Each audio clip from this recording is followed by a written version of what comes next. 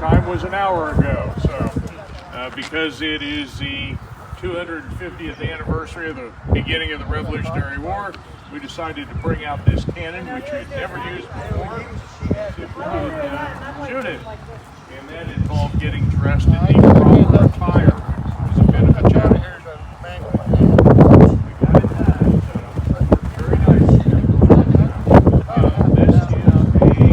bronze 3-pounder, and I'll pass this around so you can all see what that means.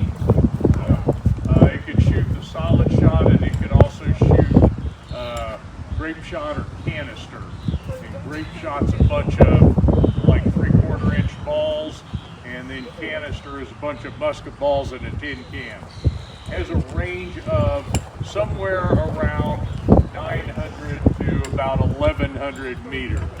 So, they're known as butterflies, grasshoppers, and gallopers. Galloper because some of them had a crew of 12 and they could run them around real quick. Butterflies because they flittered around the battlefield, and grasshoppers because they hopped when they fired. So these were the light artillery and main cannon of the Revolutionary War because they were real mobile. And tell you what the crew is and how they work. Number one on the right front has a sponge rammer. Sponge is at the top, rammer's at the bottom end, and he both sponges the tube, kill any burning embers, and the rammer can ram the round. Number two on the left front has the worm, and that is used to clear any debris out of the tube, and also will take the cartridge that's brought forward, loaded into the muzzle. Number one rams it. Number three on the right rear has a bunch of different jobs. One is the vent pick, and that is used to punch to the powder bag by running it down through the vent, which is where the ignition takes place. And then he also has a thumb stall on his thumb. Whenever the cannon is being sponged or rammed, that thumb is over the thumb stall's over the vent to seal out any airflow. And he's also got the powder horn with the priming powder. Once the cannon is loaded, you pour some of the priming powder down into the vent, and that will connect the flame to the cartridge inside. Number four on the right rear has the linstock and slow match, and this is how cannons were fired back then. You had a cord which was soaked with a flammable compound, and the idea was it would burn very, very slowly, and when it came time to fire the cannon, you would fan the flame, touch it to the vent, and fire it. Number five back here has the cartridge and is going to bring it forward to number two for loading.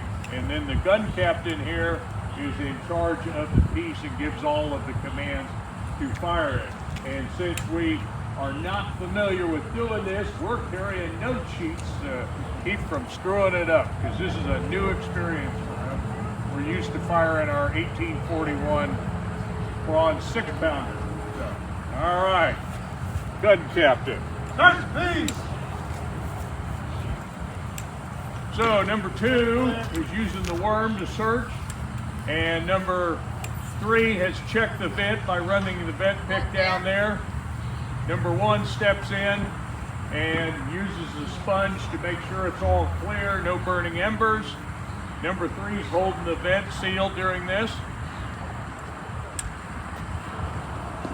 Lens cartridge.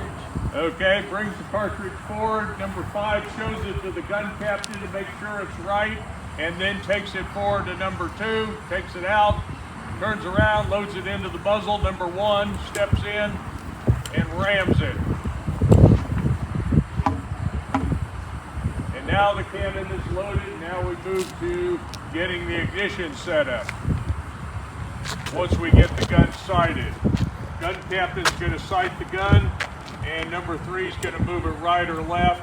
Elevation back then was done with a wedge-shaped block of wood that you would slide under the breech there to either raise or lower the muzzle. Okay, now vent pick down in to puncture the powder bag so the flame can get to the powder. Puts the vent pick away, takes his powder horn with the priming powder very fine. gunpowder and fills the vent with the powder.